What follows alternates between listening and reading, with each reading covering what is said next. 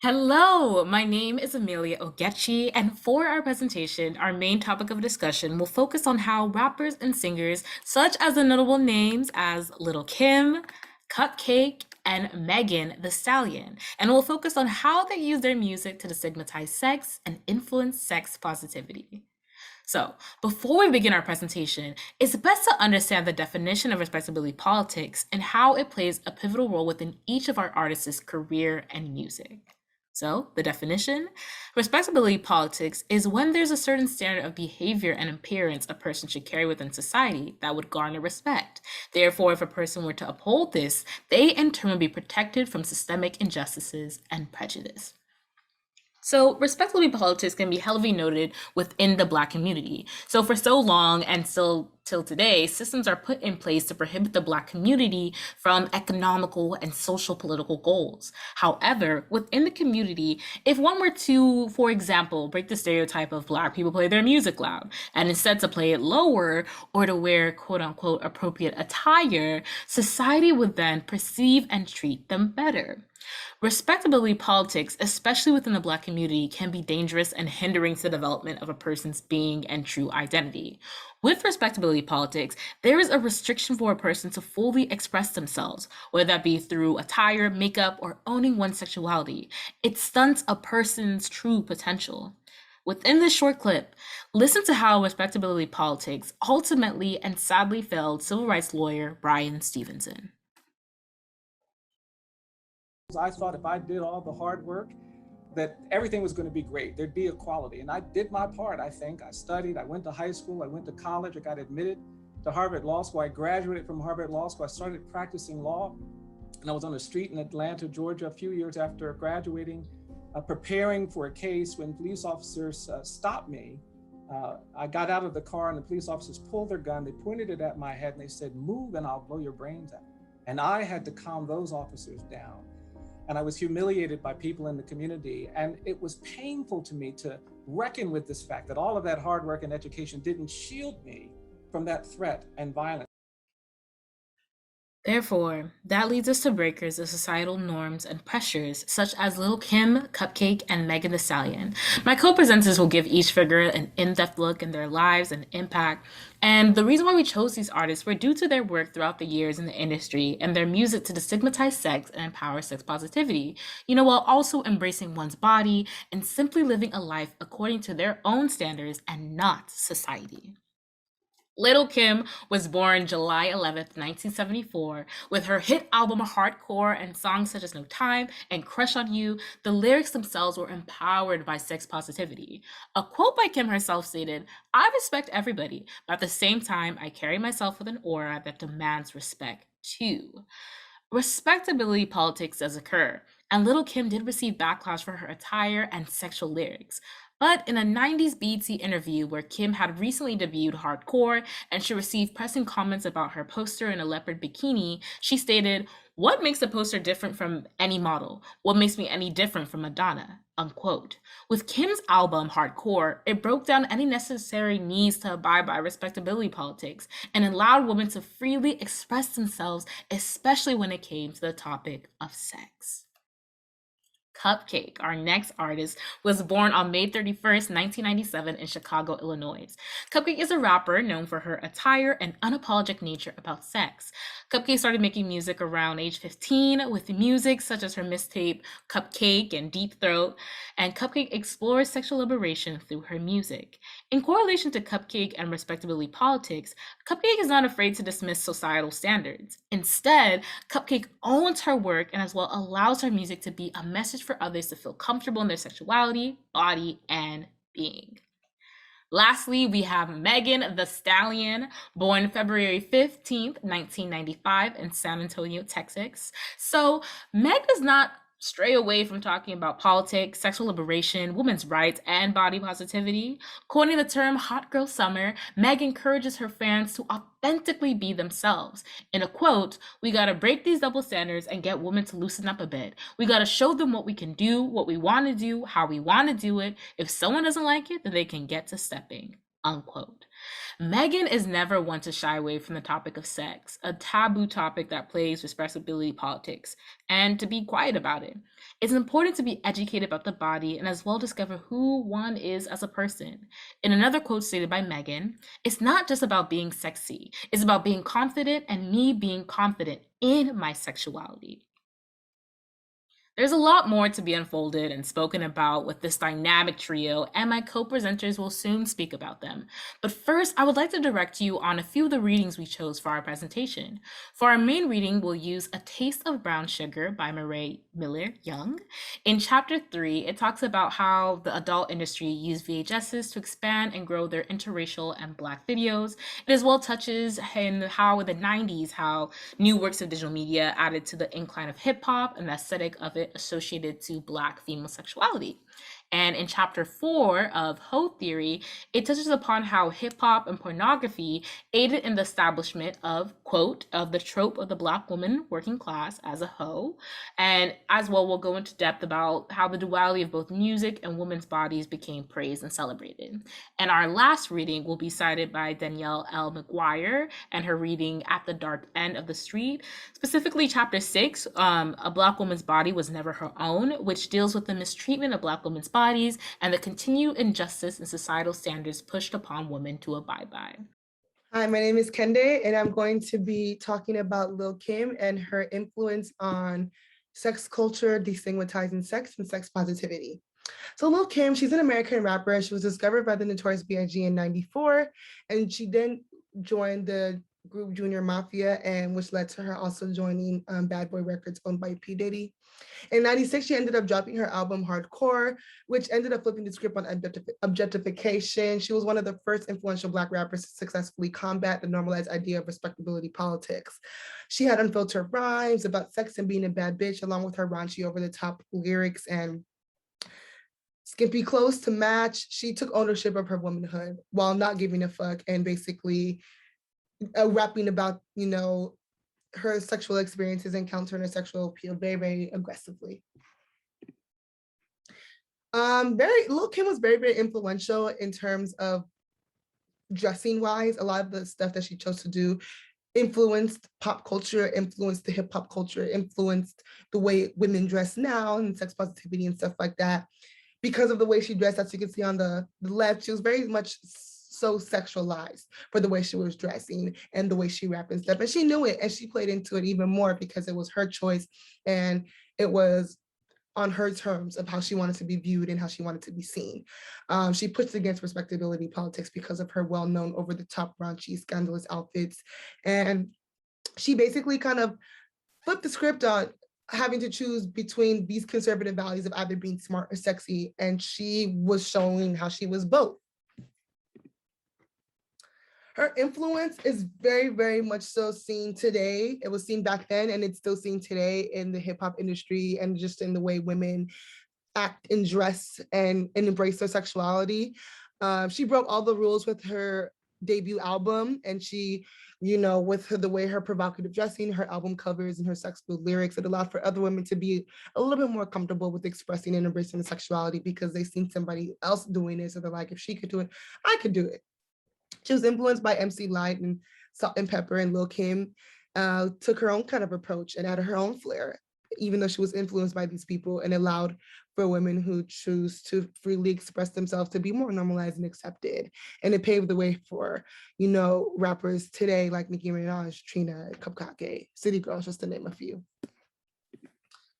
So just to connect it back to the course themes that we discussed in class, we talked about, or we had to read the book A Taste of Brown Sugar by Murray Miller Young. And chapter 4, Hoe Theory, really, really kind of resonated with the topic that we were discussing. It kind of discusses about how hip hop and the porn industry kind of work together in order to make for a profitable business, both socially and financially. But although this was the case, Black women were still kind of viewed as hoes and Jezebels and mammies, and they were treated as such, so they were seen as less than. And for Black women, they kind of had to play into the sex work because sometimes these were the only ways that they were able to put food on the table for themselves or to be able to give themselves more and better opportunities in order to survive or to exist in this world. And they were still ridiculed and, treated badly for these choices, even though they were the only choices that they were left to have. In At the Dark End of the Street by Danielle L. McGuire, in chapter 6, it talked about how a Black woman's body was never hers and how many people, white counterparts mostly, would exploit Black women's body and they would use it for their own benefits and kind of trashed it and disposed of it after they were done, like they were nothing or they meant nothing to them since they no longer had any value. Because of this, women were constantly stripped of, Black women were constantly stripped of their freedom and the ownership of their own bodies, being raped, being beaten, always having to live in fear of somebody stripping you of your freedom and taking away, your body in order for their own benefit was sad. And just, it kind of connects to the objectification that women had to kind of experience with the hip hop industry and just the way they were seen as sex workers and the way they were talked about in music and stuff like that. Lil Kim being able to kind of take the industry and flip it on its head, because now a woman was rapping the same way men were rapping, but at least it was a woman and it was her choice and she was choosing how she wanted to be rapping and how she wanted to be seen. It kind of flipped the industry and it allowed for women to embrace and be more upfront and open about their sexuality, sexual experiences, and embracing it more, which led to the destigmatizing of sex and uplifting of sex positivity. So as you can see, Lil Kim's influence has seen back then and it is still seen today. And we thank her for her contribution. Hi, my name is Sydney, and I will be quickly presenting on Cupcakke, the rap artist. To start off, I will give an iconic lyric to some of her most popular songs. So, Hump Me, Fuck Me, Daddy Better Make Me Choke from her song Deep Throat. So, Cupcakke's real name is Elizabeth Eden Harris. She's a 24-year-old Black American independent rap artist from Chicago, Illinois. She actually went to elementary school with Chief Keef. She's known for her hypersexualized and raunchy wordplay, her inspos being Little Kim, 50 Cent's Lil Wayne, and Kia. She actually started off as a church poet, was told she'd make more money as a rapper, so she started posting freestyles on YouTube in 2012, where when she was like 14, 15, she actually didn't get into the sexualized music till she turned 18. She turned down a deal from Atlantic Records because they wanted to with pay her to compete with Nicki Minaj rather than paying her for actually her actual talent to push her music. So she's still independent, and she took a break after her fourth album for mental health, um, and then came back with hits after hits like Squidward's Nose and Grilling These Niggas. So after she turned 18, like I said, she dropped Vagina, which went viral on World Star Hip Hop. Then she went, dropped other sex anthems like Deep Throat, Doggy Style, and Best Dick Ever. And her transition was due to her feeling sexually repressed by society, as in a weird way hypersexualized. Um, and she's known as being an LGBTQ advocate. She was given the cover of Gay Times, and she's known for giving them anthems like LGBT in crayons. But her music does go beyond reclaiming sexuality. Her songs range from topics like sexual predators and sexual abuse to police brutality. And she uses her Twitter as a platform to talk about, problematic bullshit and as well as liberating the idea of sexuality. And for this quote, it's boy on girl, like who the fuck you like and fuck the world, which is a lyric from her song LGBT. So her impact is the fact that she doesn't tokenize or commercialize minorities. She stands as an advocate within her music, and she embraces openly her LGBT fan base and celebrates their community within her music. And she also goes beyond that by, you know, offering accommodation to those who've been kicked out because of homophobia. She's also the first and only female to have two hits reach #1 on iTunes as an independent artist, and her music paved way for music like Cardi B's WAP, which has overtly sexual lyrics where sexual practices are openly rapped about rather than being innuendos. And she won the iHeart Radio Music Award, 2 Twitter Music Awards, and received 4 BET Award nominations. And the quotes is from her song Pedophile. Brainwashed with what you tell me what you mean. I was 15 and you played me like R. Kelly. Ready for suicide. I'm getting my tubes tied. Don't want another man on me because I imagine you inside. And so connections to the theme of this course, high self-esteem pussy, it's a dream pussy. If you broke, then the pussy acting funny like a mean pussy. So to connect it to whole theory from A Taste for Brown Sugar, which is chapter 4, she reclaims the art of the storytelling of women's sexuality by reclaiming it and owning it as her own sexual being, rather than what the pimp rapper stigma produces with a video vixen where their sexuality is deemed to be a product. She defines her sexuality as part of her identity rather than the effect of men. And she dispels the agenda of objectifying Black women by encouraging sexual liberation and consent. And she really preaches about the ability to choose when to be and not to be sexual, which is freeing in itself. And she uses her songs and a switch from ranging topics to show that liberating switch. Hello, everyone. I'm going to be discussing Megan Thee Stallion for our project. Since she was little, Meg was exposed to the rap world through her mother's rap career. She tells Rolling Stone that she had been writing since she was about 7. While enrolled at Texas Southern University, she continued to express her passion for rap. Meg was nominated for 4 Grammy Awards and won 3 of them: Best New Artist, Best Rap Performance, and Best Rap Song. She has continued to be unapologetically herself while reclaiming her femininity and sexuality through activism and songs. So talking about activisms and songs, while gaining criticism due to her graphic lyrics, Meg stays true to herself. She states, "Well, we should be able to go equally as hard. I don't want to hear none of that. That's offensive, or all she talked about is pussy." By joining together with Cardi B and creating WAP, both were able to create a celebration of the female body. Lyrics such as, "I said certified freak, 7 days a week, wet ass pussy, make that pull-out game weak," and the song title itself shows how Meg is using her platform and talent to own her body and show the power of female sexuality. The choice of outfits and lyrics also show how she isn't afraid to dismiss the idea of respectability politics.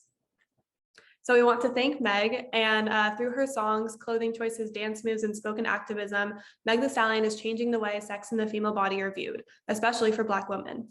Instead of conforming to the way she's expected to look and behave in the society we live in, she pushes back and shows her true identity. Along with WAP, Meg has written songs such as Sex Talk and Hot Girl Summer that destigmatize sex and promote sex positivity. Hot Girl Summer sparked an entire movement about being unapologetically yourself and reclaiming your sexuality. In a Vox article, she states a little bit about what she thinks Hot Girl Summer is and what it should stand for. So she says, "Girl, it's ho season, period. What makes a Hot Girl Summer? Your attitude and your vibe. It's 2019, a year for women to do what they want to do." So some course themes and connections through A Taste for Brown Sugar, the introduction in chapter 3, both talk a lot about reclaiming sexuality and sex. Jeannie Pepper and Angel use their bodies to show how they deserve respect even while working in the sex industry. And Brown Sugar discusses how Jeannie Pepper wants to show her beauty as a Black woman and goes against the expectation that she was not supposed to talk about or inhibit her sexuality in ways that would seem to exacerbate harmful stereotypes about Black women, namely their alleged hypersexuality. My name is Safa, and I'm going to draw connections and conclusions across these 3 artists, as well as from what we've heard so far. So first and foremost, Lil Kim is the blueprint. We have this little quote from Genius that says, "Instead of just rhymes about sex, she took the misogynistic sexuality of hardcore male rappers and turned it into an empowering sexuality for hardcore female rappers." So when Lil Kim first stepped on the scene in the 90s, nobody could have predicted the sexual revolution that would overtake hip hop for generations to come. She was fully the first to do it. And because of that, she faced huge backlash for flipping the script on male rappers.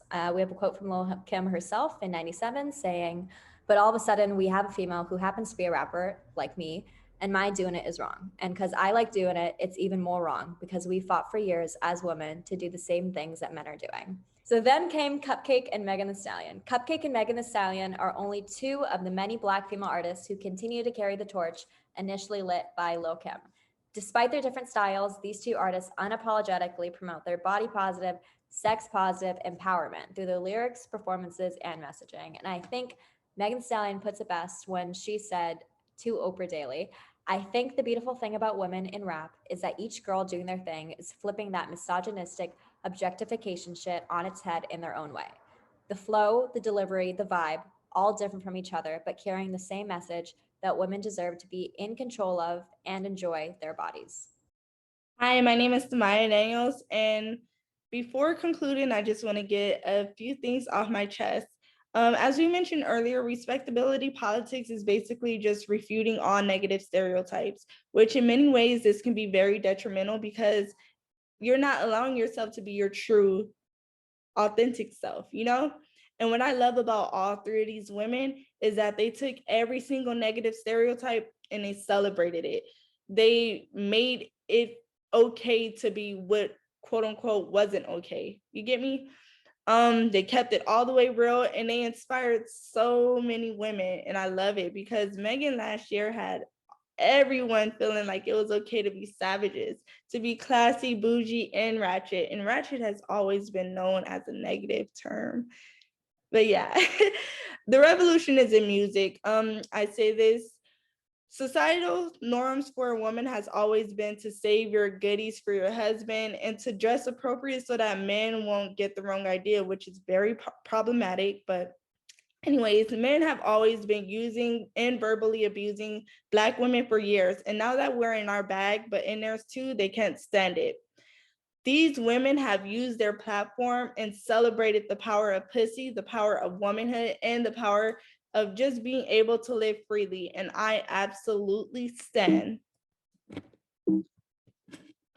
I always say that a woman taking ownership of her body should not be controversial. Like, what do me having to do something with my body have to do with you? I just never understood it.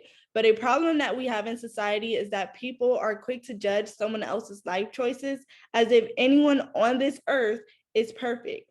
They place these stereotypes on Black women, but get upset when they see pride in these stereotypes. We in general just have to start encouraging women to be more confident in their bodies and content with being their authentic selves, to never search for validation in a man, and to not be afraid of these labels thrown at them. For example, hoes, whores, sluts, etc. It don't define you. And we also have to normalize sex, not just being the pleasure of a man, but also being a woman's fantasy. So if she wants to have sex with whoever she wants, then that's her business and no one else's. And if she wants to make money off sex and her body, then that's her business. But it still don't give no man the right to take advantage of her, to try to force anything upon her. I would also just say, last but not least, we have to stop blaming women for the actions of a man. Like, let us listen to our Megan Thee Stallion and Cardi B rapping about WAP and peace. Let us wear what we want to wear. Why everything had to be a woman's fault? And I never understood that. Like, the society really caters to a man and it's just very problematic. But yeah, that will conclude our presentation. I hope you guys enjoyed and learned something new about respectability politics and how it is not the way to go.